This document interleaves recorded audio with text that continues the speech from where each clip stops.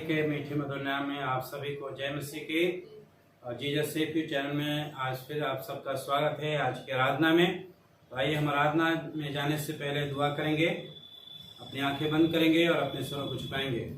सर्वशक्तिमान प्रभु परमेश्वर, सारी सृष्टि के कर्ता प्रभु, हम आपके वेदी के पास आते हैं बड़े धन्यवाद के साथ कि आज का दिन आपने हम सबके जीवन में दिया है। धन्यवाद देते हैं प्रभु, हृदय से आपकी आराधना करते हैं, आपकी स्तुति करते हैं, आपकी बड़ाई करते हैं और आपके नाम को ऊंचा उठाते हैं। आज की आराधना में प्रभु हम चाहते हैं आपकी उपस्थिति हमारे मध्य में हो, पवित्र आत्मा आप अगुवाई करें, अपनी सामर्थ्य दें। यीशु मसीह के नाम से प्रार्थना करते हैं, आमीन। परमेश्वर की महिमा के लिए हम लोग भजन गाएंगे। सेनाओं का यहोवा हमारे संग है, सेनाओं का यहोवा हमारे संग संग है, आकुब का परमेश्वर हमारा ऊंचा गढ़ है। सेनाओं का यहोवा हमारे संग संग है, आकुब का परमेश्वर हमारा ऊंचा गढ़ है। जिसने आकाश बनाया, जिसने पृथ्वी बनाई, जिसने आकाश बनाया, जिसने पृथ्वी बनाई, वो सर्वशक्तिमान प्रभु है। वो यहोवा हमारे संग संग है, वो सर्वशक्तिमान प्रभु है। वो यहोवा हमारे संग संग है।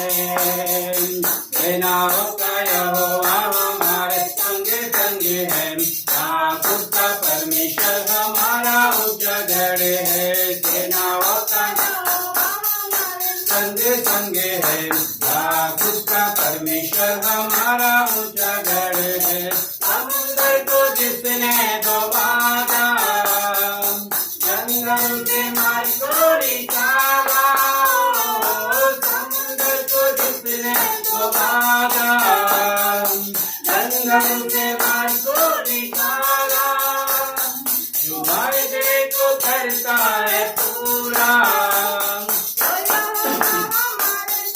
संग है, जो वायदे को करता है पूरा, यहोवा हमारे संग संग है।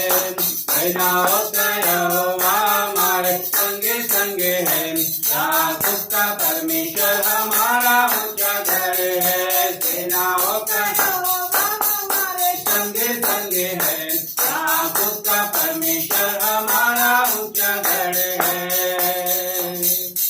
हालेलुया। सच में हमने परमेश्वर की महिमा के लिए आराधना की। सेनाओं का यहोवा हमारे संग है और याकूब का परमेश्वर हमारा ऊंचा। फिलिपियों उसका 1 अध्याय 3 पद से लेकर 11 पद तक लिखा है, मैं जब जब तुम्हें स्मरण करता हूँ तब तब अपने परमेश्वर का धन्यवाद करता हूँ, और जब कभी तुम सब के लिए विनती करता हूँ तो सदा आनंद के साथ करता हूँ, इसलिए कि पहले दिन से लेकर आज तक सुसमाचार के फैलाने में मेरे सहयोगी रहे हो। मुझे इस बात का भरोसा है कि जिसने तुम में अच्छे काम आरंभ किया है वही उसे यीशु मसीह के दिन तक पूरा करेगा। उचित है कि मैं तुम सबके लिए ऐसे ही विचार करूं, क्योंकि तुम मेरे मन में आ बसे हो और मेरी कैद में और सुसमाचार के लिए उत्तर और प्रमाण देने में तुम मेरे साथ अनुग्रह में सहभागी हो। इसमें परमेश्वर मेरा गवाह है कि मैं मसीह की सी प्रीति करके तुम सब की लालसा करता हूँ। मैं यह प्रार्थना करता हूँ कि तुम्हारा प्रेम, ज्ञान और सब प्रकार के विवेक सहित और भी बढ़ता जाए, यहाँ तक कि तुम उत्तम से उत्तम बातों को प्रिय जानो और मसीह के दिन तक सच्चे बने रहो, ठोकर ना खाओ और उस धार्मिकता के फल से जो यीशु मसीह के द्वारा होता है भरपूर हो जाओ, जिससे परमेश्वर की महिमा की स्तुति होती रहे। प्रभु इस वचन के पढ़े जाने और सुने जाने पर आशीष दे। सच में जब हम फिलिपियों की पुस्तक को देखते हैं कि फिलिपियों की जो पुस्तक है पौलुस ने लिखा है, जबकि पौलुस जेल में थे और जेल में जब थे तब उन्होंने इस पत्र को लिखा, कलीसिया के लिए चिट्ठी लिखी, उन्हें उत्साहित करते हैं उनके आत्मिक जीवन के लिए, उनके विश्वास के लिए, उनके कार्य के लिए। तो आज का जो हमारा मुख्य जो शीर्षक है जिसके ऊपर हम सब बातचीत करेंगे, सीखेंगे कि सुसमाचार के लिए धन्यवादी जीवन पौलुस का। सुसमाचार के लिए धन्यवाद, वो सुसमाचार के लिए धन्यवाद देते हैं। जैसे कि हम देखेंगे 6 फिलिपियों उसका 1 अध्याय 3 पद से लेकर हम 6 पद तक देखेंगे। सुसमाचार के लिए धन्यवादी प्रार्थना। 3 पद से लेकर हम 6 पद तक देखेंगे सुसमाचार के लिए धन्यवादी प्रार्थना। पौलुस जो है यहाँ पे हम देखते हैं किन किन बातों के लिए वो जो वहां के विश्वासी हैं, संत हैं, प्रभु के दास हैं, उनके लिए वो धन्यवादी हैं, उनके कार्य के लिए धन्यवादी हैं, उनके जो सुसमाचार के लिए धन्यवादी हैं, उनके आत्मिक जीवन के लिए धन्यवादी हैं और परमेश्वर का धन्यवाद करते हैं। जैसे कि जब हम पढ़ते हैं 3 पद में लिखा है, जब जब मैं तुम्हें स्मरण करता हूं तब तब अपने परमेश्वर का धन्यवाद करता हूं। जब जब हम स्मरण करते हैं, पौलुस कहते हैं जब जब मैं तुम्हें स्मरण करता हूं, मैं तुम्हारे विषय में विचार करता हूं, तुम्हारे जीवन के बारे में देखता हूं, सोचता हूं, तुम्हारे कार्य को देखता सोचता हूं, तो मैं परमेश्वर का हृदय से धन्यवाद देता हूं। यहाँ पे पौलुस इस बात को बताते हैं, मैं धन्यवाद देता हूं बड़े हृदय के साथ और धन्यवाद के साथ। और जब जब मैं तुम्हें प्रार्थना करता हूं, विनती करता हूं, तो सदैव आनंद के साथ करता हूं। आनंद के साथ इसलिए करता हूं कि तुम पहले दिन से लेकर आज तक सुसमाचार फैलाने में मेरे सहयोगी रहे हो। सुसमाचार फैलाने में पौलुस इस बात को बताते हैं, मैं जब जब तुम्हें स्मरण करता हूं, मैं अपने परमेश्वर का धन्यवाद करता हूं, हृदय से धन्यवाद करता हूं और आनंद के साथ, सदा आनंद के साथ प्रभु के सन्मुख बैठता हूं, प्रार्थना करता हूं। इसलिए क्योंकि तुम लोगों ने सुसमाचार फैलाने में मेरे सहयोगी रहे हो, सुसमाचार फैलाने में सहयोगी रहे हो। तो इस बात को बताते हैं प्रियो, जब हम देखते हैं सुसमाचार के ऊपर, सुसमाचार स्वयं प्रभु यीशु मसीह है। वचन में लिखा है कि 1 कुरिन्थियों 15 अध्याय उसके 3 पद में, पवित्र शास्त्र के अनुसार यीशु मसीह मारा गया, गाड़ा गया और पवित्र शास्त्र के अनुसार 30वें दिन मृतकों में से जी उठा और फिर से प्रभु आने वाला है। वो सुसमाचार है, वो उद्धार का सुसमाचार है। यीशु मसीह छुटकारे का सुसमाचार है। जो पापों में, श्रापों में पड़े हैं, वो छुटकारे का सुसमाचार है। और वो सुसमाचार के लिए धन्यवाद देते हैं प्रभु उन संतों के लिए, विश्वासियों के लिए कि तुमने मेरा सहयोग दिया है, परमेश्वर के सहभागी हो, उस सुसमाचार में सहभागी बने हो। मैं इसलिए धन्यवाद देता हूं। धन्यवाद देते हैं और धन्यवादी का जीवन है उनका। प्रिय, वैसे ही जब हम मसीह में हैं, हम प्रभु के बेटा बेटी हैं, जब कभी हम किसी को स्मरण करते हैं तो हमेशा हम उसके बारे में धन्यवादी बने, हमेशा उसे धन्यवाद दें। हमें नकारात्मक सोच नहीं रखनी है, बल्कि हमेशा हम धन्यवादी बने रहें और धन्यवाद के साथ, आनंद के साथ धन्यवाद दें। यही प्रभु हमसे चाहते हैं कि हम हमेशा धन्यवादी बने रहें। और फिलिपियों उसके 4 अध्याय जब हम पढ़ते हैं, उसमें 4 अध्याय में उसके 6 पद में लिखा है, किसी भी बात की चिंता मत करो, परंतु हर एक बात में तुम्हारा निवेदन, प्रार्थना, विनती के द्वारा धन्यवाद के साथ परमेश्वर के सन्मुख उपस्थित किया जाए। धन्यवाद के साथ परमेश्वर की उपस्थिति में बैठे। हर बात के लिए हमें धन्यवाद देना है और यही प्रभु का वचन आज हमें बता रहा है यहाँ पे कि हमें धन्यवादी बनना है। जब हम किसी को भी स्मरण करते हैं, चाहे हमारे विश्वासी हों, चाहे कोई भी जन हो, हम हमेशा धन्यवाद दें, उनको धन्यवाद दें, उनके अच्छे जीवन के लिए, उनके विश्वास के लिए, प्रभु में बढ़े उसके लिए, प्रभु के कार्य के लिए हमेशा हम धन्यवादी बने रहें। लिखा है, मुझे इस बात का भरोसा है जिसमें तुम में अच्छा काम आरंभ किया है उसे पूरा करेगा। अच्छा काम, उद्धार का काम, जो प्रभु ने हमारे उद्धार का काम किया है, प्रभु ने हमारा उद्धार किया है, हमारे जीवन को उस पाप के दलदल से निकालकर उस चट्टान पे खड़ा कर दिया है, तो हमारे जीवन में प्रभु चाहता है कि फल लगे, हमारा जीवन फलवंत होने पाए, हमारे जीवन के द्वारा अच्छे काम दिखाई दें, हमारे जीवन में भले काम दिखाई दें, हम अच्छे काम करें, परमेश्वर की महिमा करें, सुसमाचार के अनुसार अपने जीवन को बिताएं। अच्छे काम प्रभु हमारे जीवन में डालता है और प्रभु चाहता है कि हम भलाई का जीवन जिएं, हम धन्यवादी जीवन जिएं, हम हमेशा धन्यवाद करते रहें, आनंद के साथ प्रार्थना करें। और ये कहते हैं यहाँ पे 6 पद में कि जो अच्छा काम आरंभ हुआ है वो यीशु मसीह के दिन तक पूरा करेगा। जो अच्छा काम ये है सुसमाचार जो प्रभु ने हमें और आपको दिया है, उस सुसमाचार में सहभागी होना, उस सुसमाचार के लिए आगे बढ़ना, उस सुसमाचार के द्वारा हमारा उद्धार हुआ है, उसमें हमें प्रतिदिन बढ़ने की जरूरत है।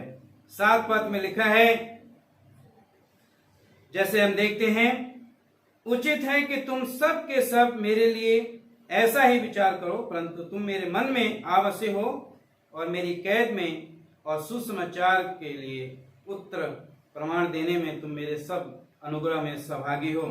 यहाँ पे हम 7 पद में देखते हैं, सुसमाचार हेतु उनकी चिंता के लिए धन्यवाद। वो सुसमाचार फैलाने में, सुसमाचार बढ़ाने में, हर एक दूसरे को सुसमाचार बता रहे हैं। वो परमेश्वर का प्रेम का संदेश, वो मेल मिलाप का संदेश, वो अनंत जीवन का संदेश वो बता रहे हैं। और प्रभु के दास पौलुस कहते हैं, तुम सब उसमें मेरे सहभागी हो, तुम मेरे मन में आ बसे हो। प्रभु का दास परमेश्वर हमें और इस बात को बताते हैं कि मेरा जीवन धन्यवादी है तुम्हारे कार्य के लिए कि तुम मेरे दिल में आ बसे हो। तुम वो काम कर रहे हो जो सुसमाचार की सेवा है, सुसमाचार फैलाने में, इसलिए तुम मेरे दिल में आ बसे हो। प्रभु के हम बेटा बेटी हैं, हम प्रभु के मन में बसे हैं। हमारा जीवन जब हम इस संसार में हैं प्रियो, हम ऐसा जीवन जिए, धार्मिकता का जीवन जिए, प्रभु के भय में चलें, ताकि हम प्रभु के मन में बस जाएं।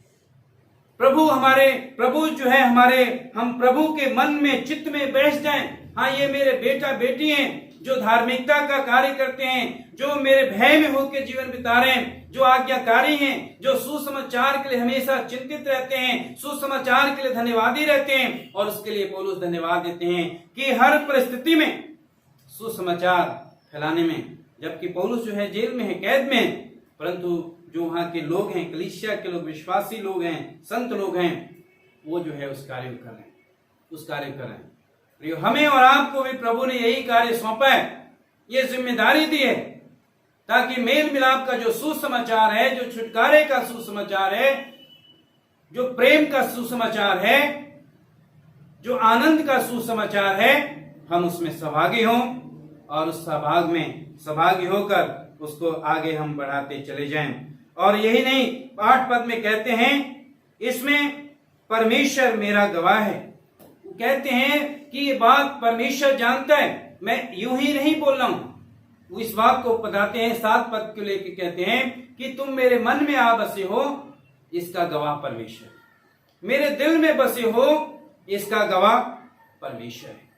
प्रभु परमेश्वर है। और लिखा है, मैं मसीह की सी प्रति करके तुम सबकी लालसा करता हूं, तुमसे मिलने की लालसा करता हूं। मेरा गवाह प्रभु है, मेरा गवाह प्रभु है। प्रभु मेरा गवाह है कि प्रभु है जो हमारे हृदय को पूरी तरीके से जानता है और इस बात को बताते हैं कि प्रभु हमारे दिल में, प्रभु हमारे मन में वो कार्य करने वाला प्रभु है। और पौलुस कहते हैं, तुम मेरे मन में आ बसे हो। प्रियो, प्रभु भी चाहता है कि हम प्रभु के मन में बस जाएं, हम ऐसा जीवन जिए, धार्मिकता का जीवन जिए, धन्यवादी जीवन जिए, जब हम किसी को भी जब स्मरण करते हैं, जब हम याद करते हैं, तो हमेशा आनंद के साथ हम उसे धन्यवाद दें, धन्यवादी बने।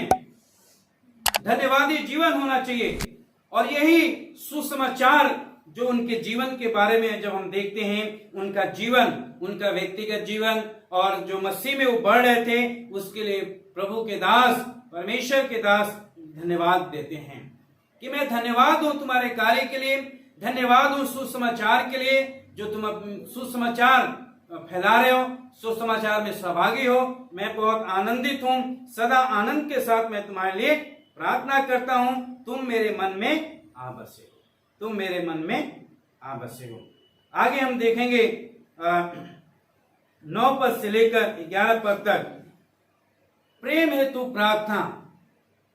उनके प्रेम के लिए, उनके आत्मिक उन्नति के लिए प्रभु के दास जो है प्रार्थना करते हैं कि वो मसीह में, विश्वास में, प्रेम में, ज्ञान में बढ़ते चले जाएं, प्रभु के प्रेम में बढ़ते चले जाएं। 9 पद में लिखा है, मैं प्रार्थना करता हूं कि तुम्हारा प्रेम, ज्ञान और सब प्रकार के विवेक सहित और भी बढ़ता जाए।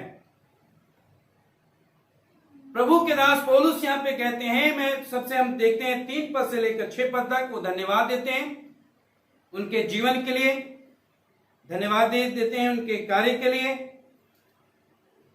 और 9 से 11 तक हम देखते हैं कि उनके प्रेम हेतु प्रार्थना करते हैं, जो मसीह में उनका प्रेम है, ताकि और बढ़ता चला जाए। जैसे 9 पद में लिखा है, मैं प्रार्थना करता हूं कि तुम प्रेम, ज्ञान और सब प्रकार के विवेक सहित मसीह में बढ़ते जाओ। हालेलुया। इस बात के लिए प्रार्थना करते हैं कि यही नहीं बल्कि और प्रेम में, परमेश्वर के प्रेम में, उसके प्रेम में और बढ़ें, परमेश्वर के ज्ञान में बढ़ें, परमेश्वर की उपस्थिति में बढ़ें, परमेश्वर की हुजूरी में चलें। और लिखा है, तुम्हारा विवेक भी मसीह में सुरक्षित रहे, तुम्हारा विवेक भी शुद्ध रहे, मसीह में बढ़ते जाएं। ये 3 बातें बताते हैं, प्रेम, ज्ञान और विवेक में मसीह में बढ़ते जाओ।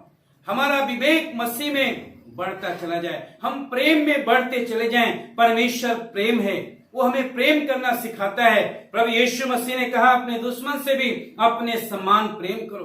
परमेश्वर के ज्ञान में बढ़ने के लिए वो प्रार्थना करते हैं कि तुम परमेश्वर के प्रेम में बढ़ते चले जाओ, विश्वास और प्रेम में बढ़ते चले जाओ। हर एक विश्वासी को परमेश्वर के प्रेम में और मसीह के ज्ञान में बढ़ने की जरूरत है। आज हमें परमेश्वर के ज्ञान में बढ़ने की जरूरत है, परमेश्वर के प्रेम में बढ़ने की जरूरत है। वो प्रेम अनंत है, वो ऐसा प्रेम है जो संसारिक प्रेम नहीं है, उस प्रेम में कोई स्वार्थ नहीं है। वो महिमा का प्रेम है, अनंत प्रेम है। वो प्रेम है जो हमें जीवन देता है, वो प्रेम है जो हमें ऊंचाइयों पर लेकर जाता है। जैसे हम यूहन्ना 3:16 में पढ़ते हैं कि परमेश्वर ने जगत से ऐसा प्रेम किया ताकि जो कोई इस पे विश्वास करे वो नाश ना हो परंतु अनंत जीवन पाए। ऐसा प्रेम परमेश्वर ने किया है। तो प्रार्थना करते हैं कि वैसे प्रेम में बढ़ो, आत्मिकता में बढ़ते चले जाओ, आत्मिक जीवन में उन्नति करो। आज बहुत जरूरी है कि जब हम लॉकडाउन में हैं, बहुत जरूरी है हमारा जीवन धन्यवादी हो और हम आत्मिक जीवन में बढ़ते चले जाएं, मसीह के सुसमाचार में सहभागी हों, उस सुसमाचार में बढ़ते चले जाएं। और 10 पद में लिखा है, परमेश्वर की सहभागिता, परमेश्वर की सहभागिता में हमें बढ़ने की जरूरत है, यहाँ तक कि उत्तम उत्तम बातों के प्रियजनों और मसीह के दिन तक सच्चे रहो और ठोकर ना खाओ। उत्तम उत्तम बातें, परमेश्वर के प्रेम में बढ़ें, मेल मिलाप में बढ़ें, परमेश्वर के वचन में बढ़ें, सच्चाई के साथ जीवन जिए, धार्मिकता का जीवन जिए, सत्य पे चलें। और यहाँ यही बताता है प्रभु, और लिखा है उस 10 के तीसरे भाग में कि ठोकर ना खाओ। प्रियो, हमें ऐसा कार्य नहीं करना है जिससे हम ठोकर खाएं और ना हम दूसरे के लिए ठोकर का कारण बने। हम दूसरे के लिए ठोकर का कारण ना बने, बल्कि हमारा जीवन सच्चाई के साथ होना चाहिए, धार्मिकता का जीवन होना चाहिए।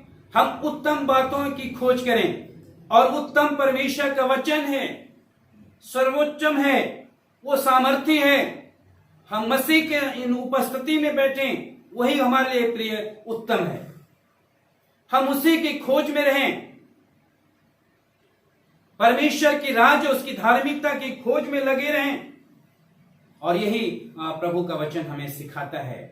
यही प्रभु आज हमें सिखाना चाहता है कि हम धन्यवादी बने। जब किसी को हम स्मरण करते हैं, जब हम किसी को याद करते हैं, हमेशा उसको धन्यवाद दें। हम ना कि हम उसकी बुराइयों को लेकर बैठे, बुराइयों पे बात करें, बल्कि परमेश्वर आज हमें इस बात को बताना चाहते हैं, हमें सिखाना चाहते हैं कि हम हमेशा धन्यवाद दें, हमेशा धन्यवादी बने रहें, धन्यवाद करें, उत्तम बातों की खोज में रहें, सच्चाई पे चलें, सच्चाई में बने रहें। प्रभु यीशु मसीह ने कहा, मार्ग, सत्य और जीवन मैं। उस सच्चाई में चलते रहिए, सत्य पे चलें, झूठ का सहारा ना लें, पाप ना करें। और लिखा है, ठोकर ना खाएं, ना ठोकर खाएं, ना ठोकर खाने का कारण बने। हमारे जीवन से कोई ठोकर ना खाए। प्रियो, हमें अपने आप को, अपने जीवन को जांचने की जरूरत है। क्या हमारा जीवन ऐसा तो नहीं है हम किसी के लिए ठोकर का कारण बन जाएं या बन गए हैं, जिससे वो प्रभु पे भरोसा नहीं करते। यदि ऐसा है तो हमें पछताव करने की जरूरत है। और 11 पद में लिखा है, और उस धार्मिकता के फल से जो यीशु मसीह के द्वारा होता है भरपूर होते जाओ, जिससे परमेश्वर की महिमा स्तुति हो। हालेलुया। धार्मिकता के फल से भर जाओ। जो यीशु मसीह की धार्मिकता से हमें धार्मिकता मिली है, वो धर्मी है, वो पवित्र है, वो सर्वोच्च है, वो परम पवित्र है, वो धर्मी है। और उसी धार्मिकता से हमें धार्मिकता मिली है। यीशु मसीह के द्वारा हमें वो धार्मिकता मिली है। इसलिए प्रभु चाहते हैं, परमेश्वर चाहते हैं कि हमारे जीवन में धार्मिकता के फल लगें, हमारे जीवन धार्मिकता के फल से भर जाए, धार्मिकता के फल से भर जाएं। पहली बात, हम धार्मिकता के फल से भर जाएं, परमेश्वर के सामने खड़े होने योग्य बने। तीसरी बात है कि जो मसीह की धार्मिकता के पहनने का परिणाम है, हमने मसीह की धार्मिकता को पहना है तो उसका परिणाम है कि हमें वो धार्मिकता मिली है, तो हमारे अंदर धार्मिकता के फल लगना चाहिए, परमेश्वर के फल लगना चाहिए। परमेश्वर चाहते हैं कि हमारे जीवन में फल लगे, जिससे परमेश्वर प्रसन्न हो। हमारा जीवन फलवंत होना चाहिए, हमारा जीवन धार्मिकता का होना चाहिए, हमारे जीवन में धार्मिकता के फल लगने चाहिए। गलातियों उसके 5 अध्याय और 22 और 23 पद में पढ़ूंगा। पर आत्मा का फल प्रेम, आनंद, शांति, धीरज, कृपा, भलाई, विश्वास, नम्रता और संयम है। ये फल प्रभु चाहते हैं कि हमारे जीवन में फल लगे। धार्मिकता के फल, आत्मा के फल, प्रेम में चलें, मसीह के ज्ञान में चलें, उसकी धार्मिकता में चलें, विश्वास में चलें, धीरज में बढ़ते चल जाएं, नम्रता, संयम। ये फल परमेश्वर चाहते हैं हमारे जीवन में फल लगे। क्या हमारा जीवन फलवंत है? प्रियो, आज हमें अपने जीवन को जांचने की जरूरत है। क्या हम धन्यवादी जीवन है? क्या हम जब दूसरे को देखते हैं तो क्या हम धन्यवाद देते हैं? जब हम किसी को याद करते हैं तो क्या हम धन्यवाद देते हैं? हमें अपने आप से पूछने की जरूरत है, अपने आप को जांचने की जरूरत है, क्या हमारे अंदर धार्मिकता के फल हैं? जैसे मैंने पढ़ा, प्रेम, आनंद, शांति, धीरज, कृपा, भलाई, क्या हमारे अंदर वो फल हैं? प्रियो, फल लगना बहुत जरूरी है। और परमेश्वर का वचन बताता है, हर एक पेड़ अपने फल के द्वारा पहचाना जाता है। हमारी धार्मिकता यीशु मसीह के द्वारा मिली है। हम यीशु मसीह के द्वारा धर्मी बने हैं, तो हमारे अंदर प्रभु के फल लगने चाहिए, परमेश्वर के गुण दिखने चाहिए, यीशु मसीह के गुण हमारे अंदर वो दिखने चाहिए। जो प्रभु यीशु मसीह के अंदर फल था, वो क्षमा करने वाला प्रभु के अंदर गुण था, मेल मिलाप का गुण था, एकता का गुण था, वो गुण हमारे अंदर होना चाहिए। प्रभु यीशु मसीह ने कहा अपने दुश्मन से भी प्रेम करो, वो गुण हमारे अंदर होना चाहिए, वो फल हमारे अंदर होना बड़ा ही जरूरी है, बहुत ही अनिवार्य है। और यही प्रभु चाहता है कि हम अपने आप को जांचें, अपने आप को जानें, क्या हमारे अंदर फल है, क्या हमारे अंदर फल लग रहे हैं, क्या हमारा जीवन धन्यवादी है, क्या हम हर एक जब किसी को देखते हैं, किसी को याद करते हैं, किसी को स्मरण करते हैं, तो क्या हम उसे धन्यवाद देते हैं। हमें पूछने की, क्या हम उसके बारे में जब सोचते हैं तो हम आनंद के साथ उसके लिए प्रार्थना करते हैं। क्या हम प्रभु के सुसमाचार में सहभागी हैं। प्रियो, हमें सुसमाचार, जो सबसे बड़ी जिम्मेदारी हमें और आपको दी गई है, वो है सुसमाचार, छुटकारे का सुसमाचार, आनंद का, प्रेम का, मेल मिलाप का सुसमाचार, वो हमें सौंपा गया है, जो हमें और आपको करने की जरूरत है। यीशु मसीह ने हमें और आपको सौंपा है, और प्रभु चाहते हैं हम उत्तम उत्तम बातों की खोज में रहें, हम उसकी उत्तमता में बढ़ते चले जाएं, हम परमेश्वर के ज्ञान में, प्रेम में बढ़ते चले जाएं, हमारे अंदर वो फल लगे, धार्मिकता के फल, जिससे लोग कहें हाँ ये धर्मी लोग हैं। हमारे जीवन में वो फल दिखने चाहिए, जिससे लोग कहें ये धर्मी लोग हैं। हमारे गुण, हमारे कार्य, हमारी बोली के द्वारा। और ये जब आएगा फल, जब हम परमेश्वर की उपस्थिति में बैठेंगे, परमेश्वर की हुजूरी में चलेंगे, परमेश्वर के साथ चलेंगे, वचन के अनुसार जीवन बिताएंगे, वो फल हमारे अंदर दिखेगा, वो फल हमारे अंदर दिखेगा। तो बहुत जरूरी है कि हम परमेश्वर की उपस्थिति में चलें, प्रभु की हुजूरी में चलें, परमेश्वर की उपस्थिति में बने रहें। ये समय है कि हम प्रभु के और अधिक नजदीकी में चलें। इस लॉकडाउन में, जबकि पूरे संसार के अंदर महामारी है, बहुत जरूरी है प्रियो, हम परमेश्वर की उपस्थिति में चलें, परमेश्वर की हुजूरी में चलें, और उस सुसमाचार के लिए हम धन्यवादी रहें, जो सुसमाचार हमें दिया गया है, उस सुसमाचार के द्वारा हमारे जीवन में कार्य करता है। प्रभु आप सबको आशीष दे। इस वचन के द्वारा आइए हम आप प्रार्थना करेंगे, अपनी आंखें बंद करेंगे। सर्वशक्तिमान प्रभु परमेश्वर, हम आपके पवित्र सिंहासन के पास आते हैं, धन्यवाद देते हैं प्रभु आज के दिन के लिए, और आज के वचन के लिए धन्यवाद देते हैं। सच में प्रभु आप चाहते हैं कि हमारा जीवन धन्यवादी हो, हम उस सुसमाचार में सहभागी हों, हमारे जीवन में धार्मिकता के फल लगे, जिससे हम पहचाने जाएं, हमारी धार्मिकता दिखे, जो यीशु मसीह आपके द्वारा हमें वो धार्मिकता का चिन्ह मिला है। तो प्रभु हम उसमें बढ़ते चले जाएं। जो आज का मैसेज देखते हैं प्रभु, वो आशीषित होने पाए, हर एक परिवार, हर एक बच्चे, हर एक जवान, बूढ़े, आपकी आशीष हो उनके ऊपर, आपका अनुग्रह हो, आपकी दया हो। और हम प्रार्थना करते हैं जो एक कोरोना वायरस महामारी फैली है, यीशु मसीह के नाम से हम उसे रोक देते हैं। प्रभु परमेश्वर, आपने अधिकार और सामर्थ्य दिया है, उसी अधिकार के साथ हर एक परिवार की रक्षा सुरक्षा करें, और हर एक से प्रभु आज के वचन के द्वारा आप बातचीत करें। प्रभु आज बातचीत कीजिए। धन्यवाद देते हैं पिता परमेश्वर, हर एक सुनने वाले के ऊपर आपकी आशीष हो और आपका अनुग्रह हो। धन्यवाद के साथ प्रार्थना प्रभु यीशु मसीह के नाम से मांगते हैं, आमीन। प्रभु आप सबको आशीष दे। चैनल को आप देखें, सब्सक्राइब और लाइक कीजिएगा। थैंक यू, धन्यवाद।